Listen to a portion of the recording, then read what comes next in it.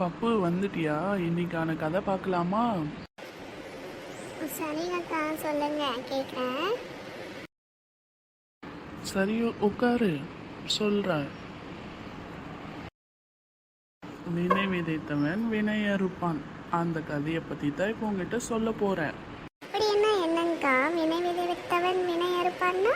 எனக்கு புரியலையே. பப்பு, சொல்கிற கேளு. ஒரு ஊரில் ஒரு அம்மா இருக்கிறாங்க. அவனுக்கு ஒரு பையன் இருக்கிறான். வயசான காலத்தில் அம்மாவை காப்பாற்ற வேண்டும் என்று உழைப்பை தேடி பட்டணத்துக்கு அந்த பையன் போகிறான். இங்கே வேலை தேடினான், ஆனால் கிடைக்கவே இல்லை. கடைசியில் ஒரு ஆள் இந்த பையனை வேலைக்கு எடுத்துக்கினாரு. அப்புறம் என்னக்கா ஆச்சு? முதல்ல அவனுக்கு எந்த வேலையுமே செய்யறதுக்கு கொடுக்கல. அப்புறம் ஒரு நாள் அவனை கூப்பிட்டு ஒரு எரும மாட்டு தோலை கொடுத்தாரு. என்னது, எரும மாட்டு தோலா? எதுக்குக்கா? ஏன் எதற்குன்னு கேட்காம அவனும் அதை வாங்கிக்கிட்டான். அந்த ஆளு 4 சாக்கு பையை எடுத்தாரு. ஒட்டகம் ஒன்று ஏற்பாடு செஞ்சாரு. புறப்படலாமான்னு சொல்லிட்டு அந்த பையனை கேட்டாரு. அவனும் எந்த கேள்வி கேட்கல. அவங்க 2 பேரும் ஒட்டகத்து மேலே ஏறி பயணம் செய்ய ஆரம்பிச்சிட்டாங்க. செங்குத்தான மலை ஒன்று வந்ததும் ஒட்டகத்தை நிறுத்தினாரு. அந்த பையனை ஒட்டகத்து மேலேருந்து கீழே இறங்க சொன்னார். சரிக்கா, அப்புறம்? இந்த மாட்டுத்தோலை விரித்து அதில் படுத்துக்கோ சொல்கிறார் அவர். அவனுக்கு ஒன்றுமே புரியல. இருந்தாலும் அவன் படுத்துக்கிறான். எதுக்குக்கா மாட்டு தோலை படுக்க சொன்னாரு? அவர் அதை 4 பக்கங்களையும் சுருட்டி ஒரு கயிறால் கட்டினார். அந்த பையனை அப்படியே கட்டி போட்டு விட்டு மரம் ஒன்றுத்து பின்னாடி ஒளிஞ்சிக்கினார். ஏன் மரத்து பின்னாடி ஒளிஞ்சிக்கினார் அவரு? அந்த தோல் மூட்டிய 2 பேரும் கழுகு தூக்கின்னு செங்குத்தான உச்சி மலைக்கு போயிடுச்சு. அதோட அழகால கொத்தினே இருக்கும்போது உள்ளே இருந்த பையன் வெளியே வந்ததும் கழுகு பயந்து ஓடிச்சான். அவன் காலடியில் நிறைய நவரத்தனமும் கிடந்துச்சு. முதலாளி கீழே நின்று என்ன செய்கிறா, கற்களை பொறுக்கி கீழே போடு அப்படின்னு சொல்கிறாரு. அவனும் அப்படியே செய்கிறான். அது கல்லா இல்லை நவரத்தனமாக்கா? அவன் கேட்டான், நான் எப்படி கீழே இறங்குறதுன்னு. முதல்ல கல்லை போடு, அப்புறம் சொல்கிறேன்னு சொல்லிட்டு முதலாளி சொல்கிறாரு.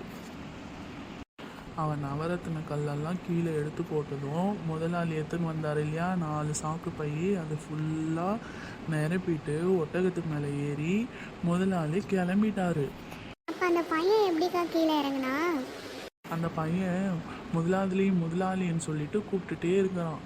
அதுக்கு அந்த முதலாளி சொல்கிறான், முட்டாள, என் வேலைக்காரனுக்கு நான் இப்படி தான் வேலை கொடுக்குறேன். மலை உச்சியில் பின்னால் திரும்பி பாருன்னு சொல்லிட்டு முதலாளி போயிட்டாரு. ஐயோயோ! அவன் திரும்பி பார்த்து எலும்பு கூடுக மட்டுமே இருந்தது. அவன் ஏமாந்ததை அப்போ தான் அவன் உணர்ந்தான். அப்போது ஒரு கழுகு பறந்து வந்தது. அந்த கழுகு பிடித்து கழுகு பயந்து மேலே பறந்து போச்சு. கடைசியில் களைத்து போய் தரையில் இறங்கும்போது பையன் கீழே குதித்து தப்பிச்சிட்டான். அப்புறம் கொஞ்ச நாள் கழித்து மறுபடியும் பழைய முதலாளியிடமே வேலைக்கு போனான். என்னது, மறுபடியும் பழைய முதலாளிக்கிட்டேவா? ஆமாடா பப்பு, முதலாளியும் அப்படி தான் ஆச்சரியப்பட்டார். இது வேற ஆளா அப்படின்னு நினச்சிக்கின்னு சரின்னு சொல்லிட்டு வேலைக்கு வைத்தார். அப்புறம் என்னாச்சு? அப்புறம் 2 நாள் கழிச்சு வழக்கம் போல் 4 சாகை எடுத்துக்கின்னு பையனும் கூப்பிட்டுக்கின்னு மலைக்கு போனார். முதலாளி சொன்னார் படுத்துக்கோன்னு. பையன் எப்படி படுப்பதுன்னு தெரில, நீங்களே காட்டுங்கன்னு சொல்லிட்டு சொல்கிறான். அதுக்கு முதலாளி சிரிச்சுக்கின்னே, இதுவும் கூட தெரியலையாடா உனக்கு அப்படின்னு சொல்லி படுத்தாரு. அப்புறம் என்னாச்சு? அப்புறம் என்ன, பையன் உடனே சுருட்டி கட்டிட்டான். கழுக வந்ததும் முதலாளியை கொண்டு போனோம். மேலே போய் நவரத்தன கல்லை பார்த்தாரு. பையன் கீழேருந்து பொறுக்கி கீழே போடுங்கன்னு சொன்னான். முதலாளி கேட்டார், மலை உச்சியிலிருந்து தப்பிச்சது எப்படி?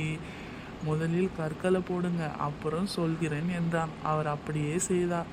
பையனும் 4 சாக்கு மூட்டையை கட்டிக்கின்னு முதலாளி எப்படி தப்பிச்சாரோ அப்படியே தப்பிச்சு போயிட்டான். ஆமாங்கா, இப்படி தான் பண்ணணும். பையன் சொல்கிறான், அவங்களுக்கு பின்னால் இருக்கிற எலும்பு கூடங்கள் கிட்ட கேளுங்க, அது சொல்லுன்னு சொல்லிட்டு. இப்போ புரியுதா பப்பு? நம்ம என்ன செய்கிறோமோ அதுக்கான பலன் கண்டிப்பாக கிடைக்கும். நல்லது செய்தாலும் கிடைக்கும், கெட்டது செய்தாலும் கிடைக்கும். வினை விதைத்தவன் வினை அறுப்பான். கதை பிடிச்சிருந்தா லைக் பண்ணுங்கள், கமெண்ட் பண்ணுங்கள், ஷேர் பண்ணுங்கள். பாய்.